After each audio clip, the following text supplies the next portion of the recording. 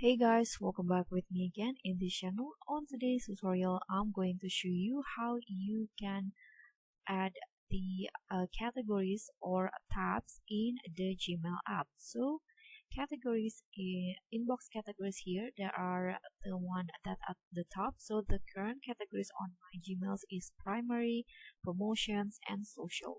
So if you want to add the labels again, here what you need to do is open your Gmail and then go to settings, click on this gear icon at the top, then tap on see all settings and then click on inbox.